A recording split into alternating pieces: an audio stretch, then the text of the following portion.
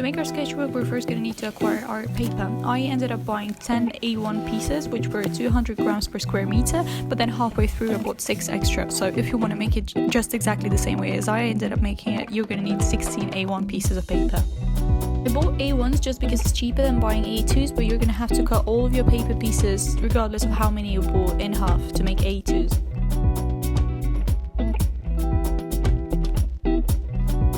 Because I was doing it on the university premises, I had a chance to cut them on a roller cutter, but if you don't have it, you can always cut with scissors or a blade knife. You should have about 20 A2 pieces of paper. Now you're just going to have to find the middle point and score them along the middle so that it will be easier for you to bend it later on. This is not the proper scoring tool. You can use I think a paper knife would be the best. I wouldn't advise using scissors because they're a bit difficult to manipulate and they're a bit too thick.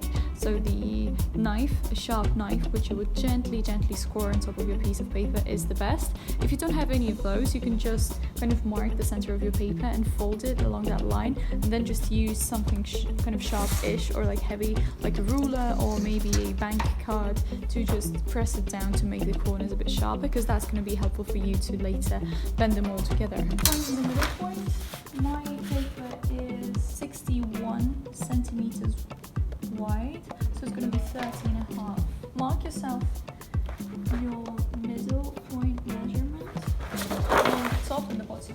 I'm going to mark it and score it. There is a slight indentation which is going to help me fold the paper a bit easier, and it kind of bends itself. You see, it gives me a sharp edge right away. It's dangerous for you to score it strong because later on we're going to be stitching it with a sewing machine needle and that might just rip your pieces in half, so just be gentle with it, okay? And do the same thing with all your other 20 pieces of paper.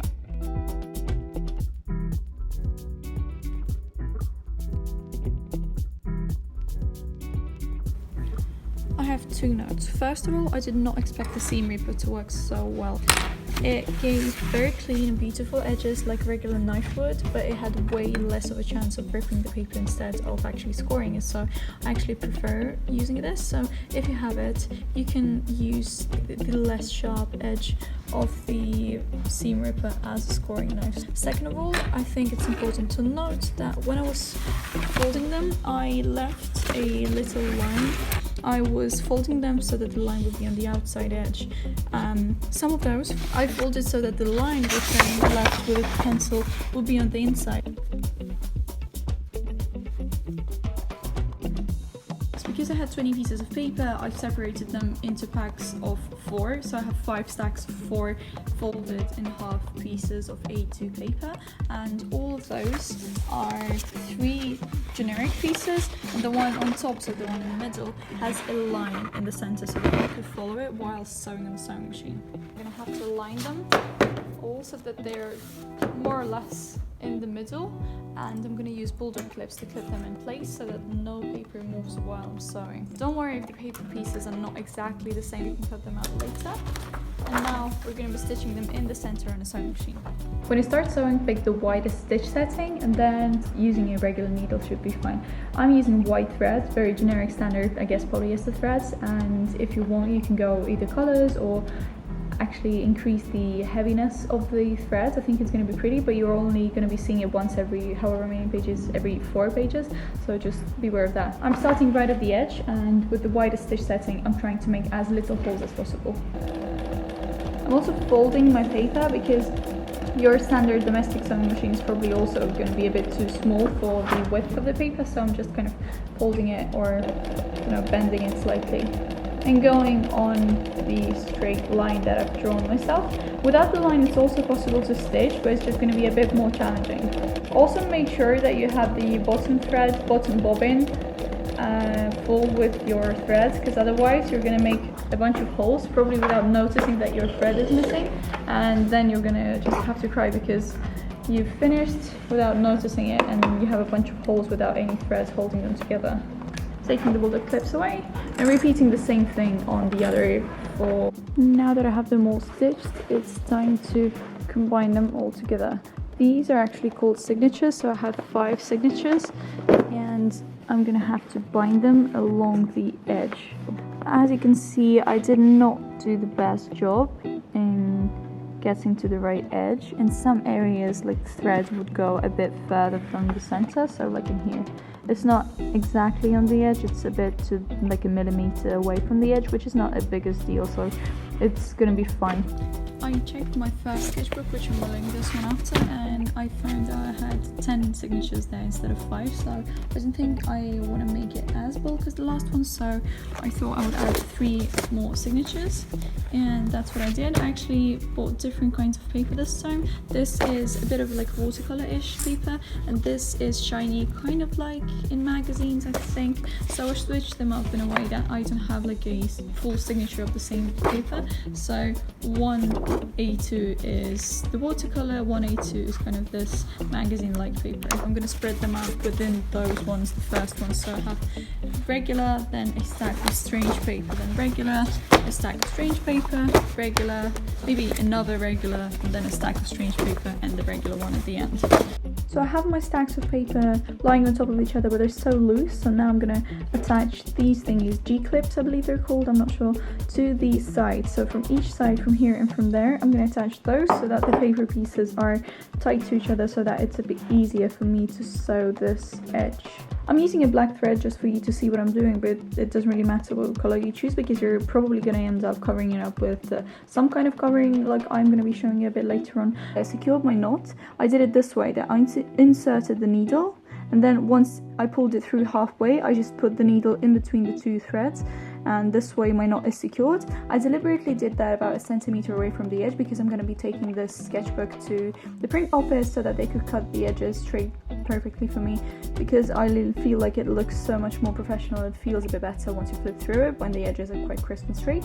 And now what I'm going to be doing is just going through each stitch of each single, trying to be kind of vertical-ish, but it doesn't really matter if you go a bit straight, not exactly perfectly straight, because the stitches are probably not on the same alignment, but hopefully you can see. My needle is long enough for me to catch about 6 layers, 6 signatures.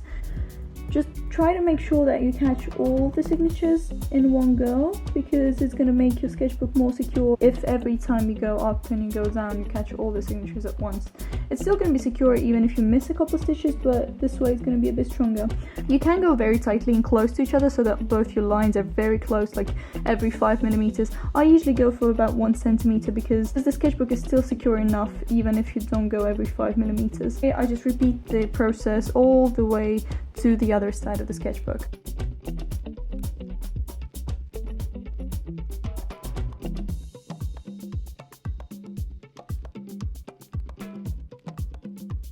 So now that I'm at the end of the row, because my thread is running low, I'm gonna tie a very strong and heavy knot at the end and start a new thread just the same length as the previous one, so that I could go the exact same way, just to the other side in a different direction. You can either tighten this thread by just pulling on those areas where it isn't tightened, so in these sections the thread isn't linked to any signature, so that what I did was pull it here and then pull it here and then here and here, so that the thread kind of extends to this area, and then tie a knot. I have already done that, so I'm going to tie a knot right here and go the other direction, but in the opposite sides. So where I have valleys, like here, I'm gonna go with a mountain. So I'm gonna do a zigzag basically crosswise of this stitch, which I've done now. Perhaps if you lose like a stitch, if you accidentally pull a stitch out, it's no big deal, because you're gonna go through the whole thing once again with different thread. And then also we're gonna glue a fabric binding to the edge, so those loose pieces of paper are probably gonna get glued to that piece of fabric anyway. So now that I have stitched it twice, I'm gonna use those little threads which I kept from stitching the signatures, smooth them along the back, and then I'm going to use a small piece of fabric which I talked about and glue it to the spine of our new sketchbook, because this is going to ensure that all our stitches, all the threads are in place and all the loose pieces of paper are going to be tightly kept. I've cut it deliberately a bit wider than the actual spine of the sketchbook so that it could go along the sides as well. So I'm going to use a glue, which, I mean, kind of like a super glue, but a bit looser, kind of gel-like.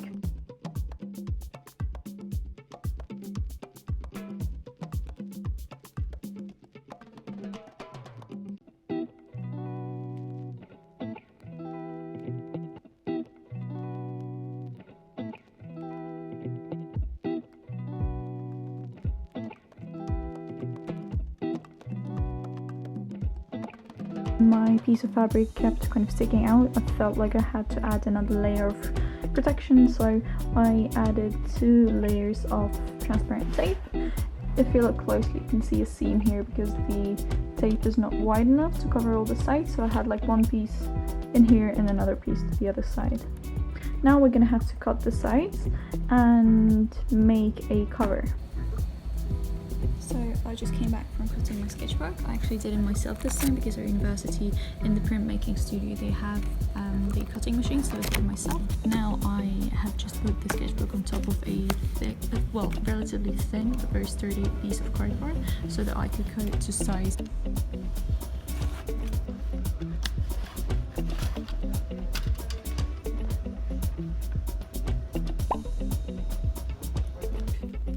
I'm using just the most basic glue, just essentially because you're gluing cardboard to paper. Any glue should work as long as it's liquidy. I don't think a stick glue will work as well because it doesn't really hold things together, so just use anything, even double-sided tape should work. After I glued everything together, I pressed it down with some heavy objects for about like 20 minutes, I think.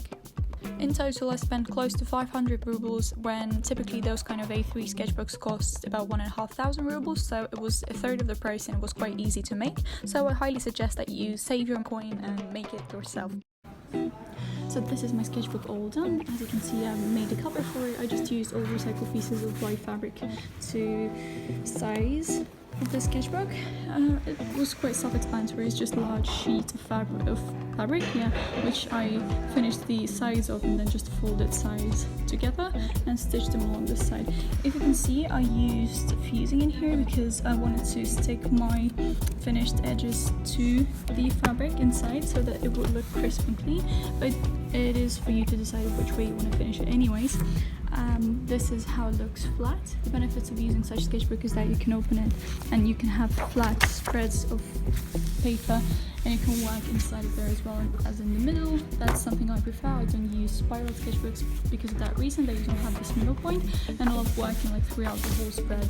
And it starts out quite flat and book-like, and it's probably going to end up looking something like my previous one.